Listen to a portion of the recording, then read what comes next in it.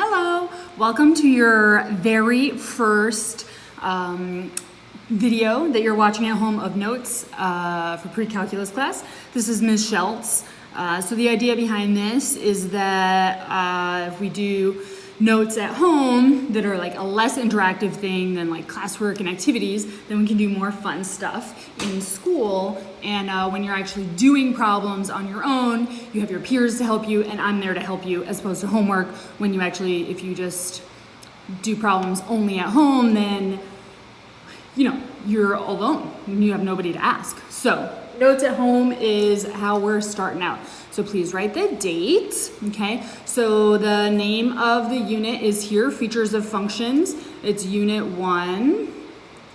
And then this 1 just stands for, this is the first objective of unit 1, where we're gonna learn how to apply, how to name what the domain and range is using NA.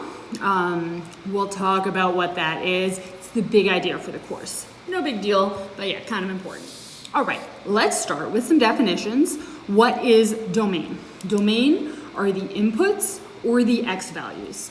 So if you have a function, then it's the number you put in for x. So if you're substituting, it's the number you substitute in is what the domain is. And then the range is the outputs or the y values, okay? Let's talk about NA. Big idea for the class, okay? So, the idea, before I go into what the acronym stands for, okay, the idea is, let me show you my poster. Okay, here's our big idea. Changing to an equivalent representation can create access to a problem. So you can have the same value, but in a different form. And here's what NA is gonna stand for. Don't write yet, we'll write all together, just watch for now, okay? Don't copy it down. So, for instance, we'll be studying functions. It's like in pre-calculus, a big through line. So you can have a function, and this is its graph, right? This numeric would be table, so the GNAW. Graphic would be a graph. Numeric is a table. Numbers, see, there's a bunch of numbers there. Algebraic is written as an equation, and then words, so words would be like describing this is a square root function, translate it 3 to the left.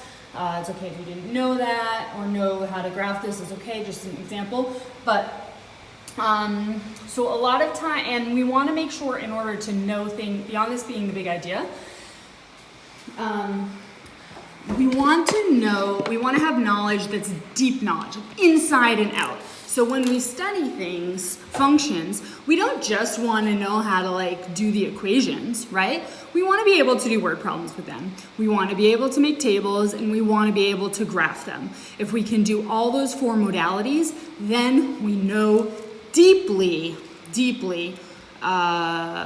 what's going on with the function. Okay, so now let's define them. So G is graphically, N is numerically. Okay, think a table. Okay. A is algebraically.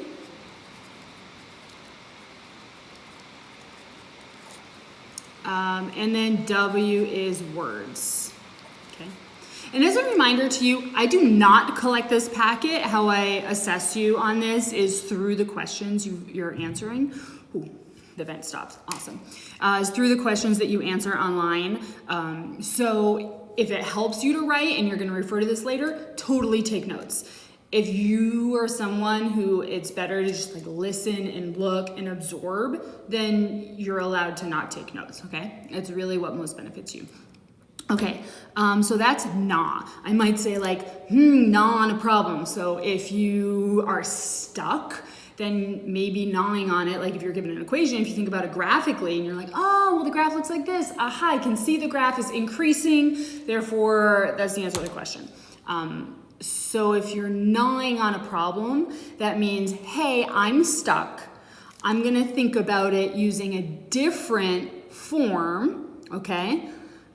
And then that'll be the key to opening it up. I can't graph it. Maybe I'll make a table instead. And when I plug in a bunch of numbers, I get points. There's the graph. Boom. So by changing the modality from what's given to you, you can create access to a problem. Basically unlock it. Not is the key. All right, so let's start with graphically. So let's do domain and range. Those are topics for today. So let's look at this. What is the domain and what are the domain and range for this line? Negative x minus 1, y equals negative x minus 1.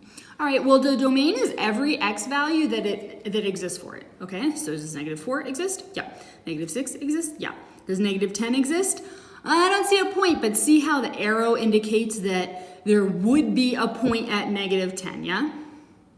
Even if I were to go to negative 200, there would be a point because these arrows indicate that it goes on and on forever. So it goes on and on to the left forever. It goes on and takes on all of the x values to the right forever.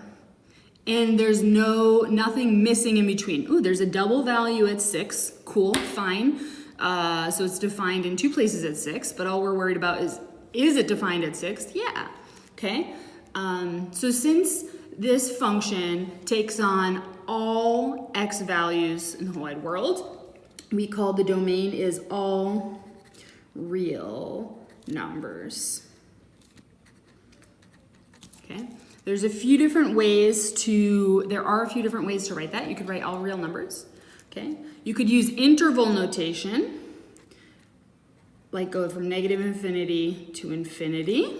Okay, to show. I'm not sure how familiar you are with that notation. If not, we'll get better at it. You could use inequality notation. Negative infinity is less than x is less than infinity. So it shows that x is always between negative infinity and infinity. So you don't use the or equals to because you never equal infinity. Infinity is actually not a number. It doesn't exist as a number.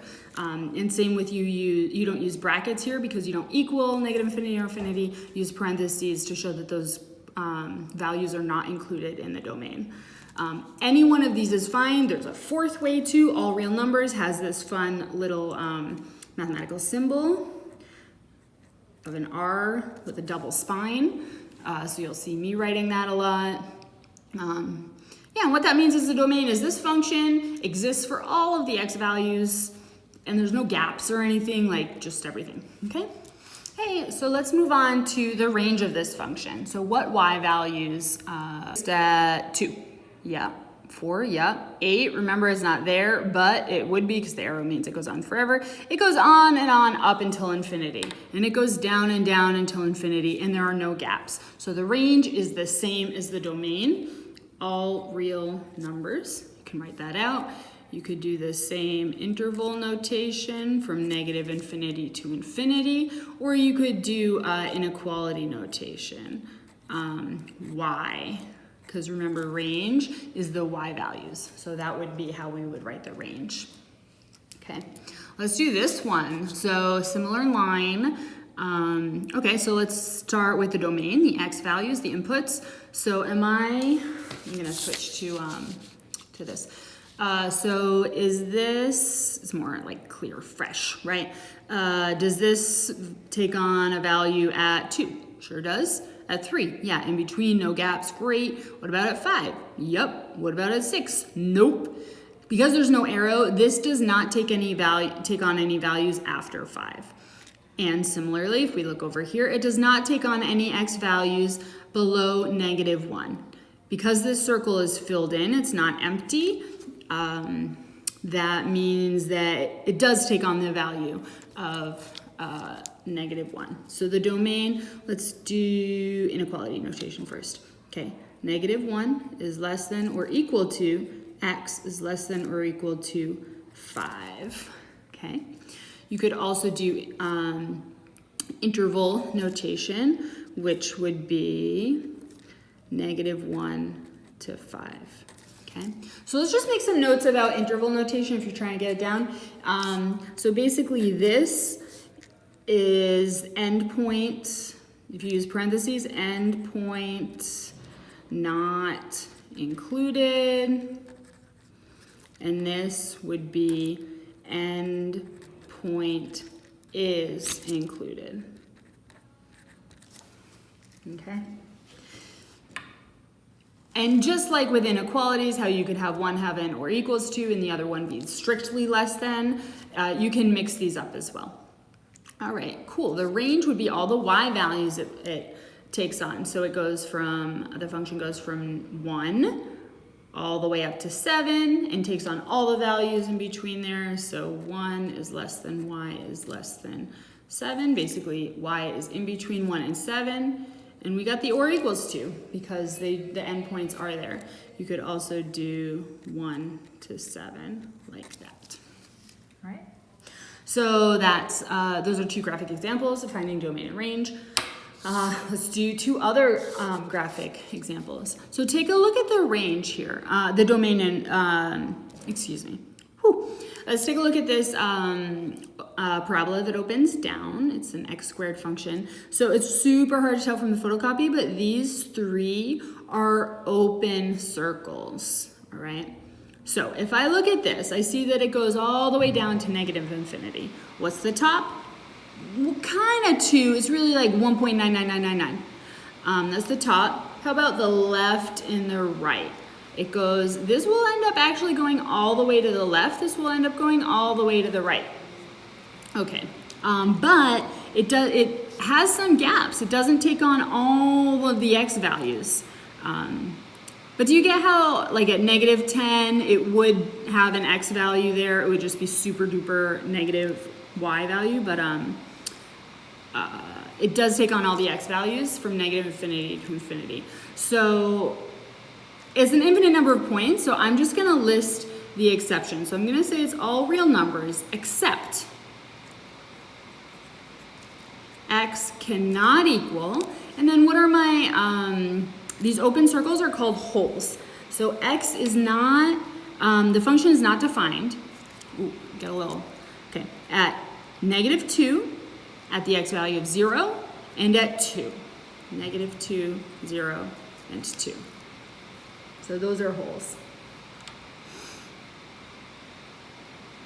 All right, now let's think about the range. Think about what the top is. What's the top of this function? So given that this is an open circle, is the top 1.99999 repeating? Is it 2? Is it positive infinity? Go ahead and answer what the top is, the upper y value. Okay, so it's just less than 2. It's 1.99999. So we'll just use that y is strictly less than 2. And it goes all the way down to negative infinity. I could write this as negative infinity is less than y is less than 2. That would be the same. Okay, I could use interval notation and say this function has y values that go from negative infinity to 2. You might say, Ms. Scheltz, which notation do you prefer? Do you prefer inequality notation or interval notation? Guess what? I don't discriminate in here. Either one's good with me, okay? But you do need to be able to read both of them. So if it says what's the domain, you can write either one. But if I use either of these or you see these anywhere, you have to understand what they mean. Okay.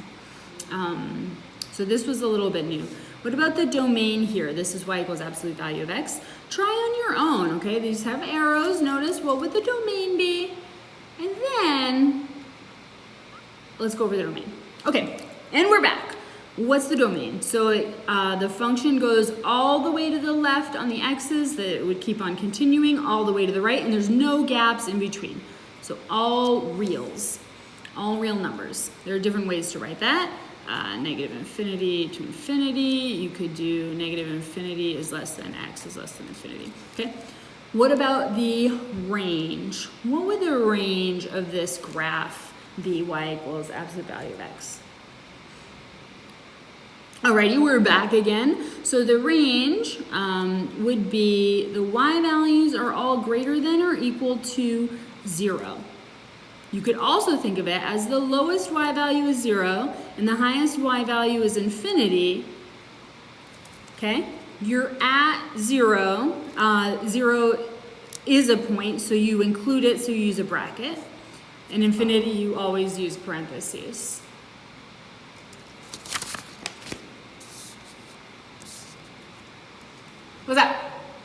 Somebody good? Okay. Alrighty, let's move on. So now we're doing algebraically. So algebraically would be the equation. Okay, let's find domain and range algebraically. You can always think about the graph, so we're just just domain, okay? And just a tip, from equations, I'll only ever ask you domain. From graphs, I'll ask you both. Okay. So you want to think a little bit differently. You want to ask yourself the question, what inputs would work / be possible? You might be like, I don't understand how plugging in a number could ever be not possible, but yeah. For instance, in terms of not possible, you know how like, e.g., if you have y equals the square root of x, like -17 is not in the domain, right? Okay, so there are things like that that we're looking for. Like what? Because you can't take the square root of a negative, yeah? I mean, you can, it's just an imaginary number. The square root of -17 would be 17i. Yeah, so, but just for shorthand, let's say you can't take the square root of a negative, okay? And have it be a real result. Okay, so that's what I'm talking about with like, can you input something and get an output? Like, will you get a real output? Will your output be real? And I mean real in the mathematical sense of a real number, as opposed to imaginary or non-existent. Okay, what about x squared? Can you square like 5? Yeah. Can you square -5? Yeah. Can you square 0? Yeah. Can you square a decimal like 0.1? Yes. You can square any single number. Okay, so I'm trying out numbers and they all work. So if all my numbers work, then the range is all real numbers. Okay? What about this one? Can I take a number, multiply by 2, and add 4? Positive numbers, can I do that to it? Yeah. Can I do that to negative numbers? Yep. Can I do it to decimals, fractions? Like multiply a decimal times 2 and add 4 to it? Yeah. So same strategy, they all work. That's a ditto mark. That's like two, it's like a kind of a quotation. It means ditto. It means like, it's like samesies. Same strategy. Okay. All right, here, let's think about this one. Square roots have restrictions. The domain is not going to be all real numbers. Can I plug in like, you know, I don't know, 5 to this? Square root of 9. Sure, great, love it, that's 3. Can I plug in 0 to this? Square root of 4. Yeah, sure, that's 2. What about negative numbers? Can I plug in like -10? -10 plus 4 would be -6. Square root of -6. Imaginary, not a real number. But maybe you're thinking, aha, Ms. Scheltz, there are some numbers that are negative that will work. Interesting, interesting. So like for instance, if I plug in -1, -1 plus 4 is 3. Does that work out? Square root of 3? Sure, that's a real number. Okay, so what's the division? It's right around -4. It's when the inside is 0. Okay, so the inside, the whole inside has to be greater than or equal to 0. This is my strategy. Inside is greater than or equal to 0. So when you have a square root, the inside has to be greater than or equal to 0 because you can take the square root of 0, yeah? Okay, so x has to be greater than or equal to -4. And then I just solve this inequality. Boom. Range, we're not going to do that. Okay, so here, there's another restriction here for this one. So the restriction comes from a different place. A restriction is like what it makes the domain become, like what number doesn't work for the domain. That would be a restriction. So here, you know how you can't divide by 0? Can't divide by 0. okay? Because that would be taking, you know, I have 2 markers. Can I divide them into 2 piles? Yeah, 1 each. That's division. 2 divided by 2 is 1, okay? 2 divided by 1 is, you know, can I put them in 1 pile? Yeah, sure, it's 2. Can I put them in 0 piles? No, they would have to evaporate and go away and disappear, and we cannot destroy matter. So I can't take markers, take things, and put them into 0 piles. I can't, or 0 groups. So the denominator can't be 0. Denominator can't be 0. Okay? All the other numbers in the whole wide world work. So I'm going to write all real numbers except, okay, x cannot equal, let's set the denominator equal to 0 and solve it out. X plus 1 doesn't equal 0, minus 1, minus 1. X cannot equal negative 1, except x cannot equal negative 1. Okay? So that is the domain of this. I have like a couple of summary questions that I'd like you to answer now. Okay? All right, so here are, here are just some more practice, okay? What can I substitute into here? I want you to try this out. What would the domain of this be? All right, we're back. The domain is all reals. Anything can be squared and then multiplied by a negative 1, okay? What about this one? What's this one's domain? It's also all real numbers, okay? It's also all real numbers. If you want to do this, you could think of this, if you want to use na, if this equation is kind of like wigging you out, you could think of what the graph looks like and use the graph. And so it's like a negative line here. So what x values does it all take on? All the way to the left, all the way to the right, no gaps, all real numbers. So if the like plugging in thing doesn't work, think about you can picture the graph. That could work too. All right, look at this function. What is its domain?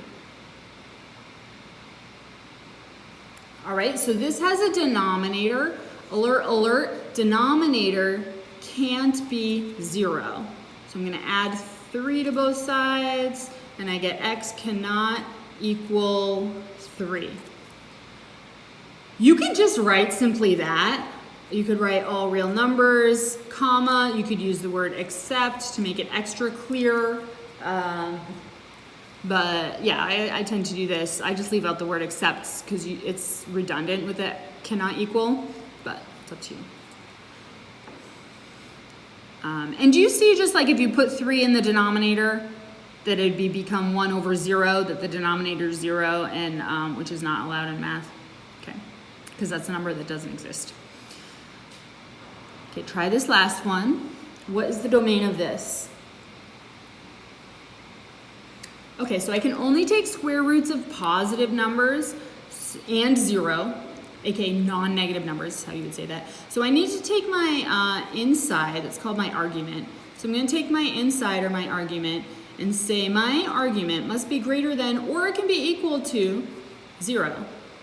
Add 4 to both sides. So x has to be greater than or equal to 4. Okay? I tend to use inequality notation. If you wanted to use interval notation, that's what that would look like. We'll box him too because he's just as good. All right, let's flip. Okay, let's check this guy out. More examples, okay? So this one has a denominator. So the domain is going to be all real numbers except for where the denominator is 0. So tell me what the domain is given that. All right, so I'm going to set my denominator not equal to 0. How do I solve this? By factoring. This is a common factor of x, so I'm going to factor out an x like that. I'm going to set each factor equal to 0 using the zero product property. It's cool if you didn't know that name. Oops. So x cannot equal 0 or 4, right? X can't be 0 or 4. You could leave it like that. You could say like all real numbers, comma, x can't equal 0 or 4.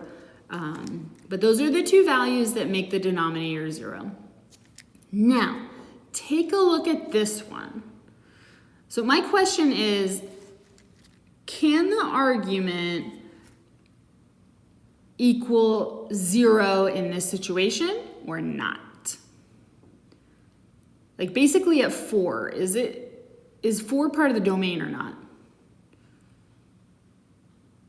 It is not part of the domain. By the way, if you're getting these wrong, that's okay, all right? You know, notes, we're learning. So we've been doing for square roots that you have to be greater than or equal to 0, but this one's is a square root in the denominator. So square root in denominator. Square root in denominator is the argument, or the inside argument, is strictly greater than 0, not greater than or equal to. Because I can't be equal to 0 because then I'd have 0 in the denominator. Not because of the square root thing, but because I can't have 0 in the denominator. So x minus 4 has to be strictly greater than 0, so x must be strictly greater than 4.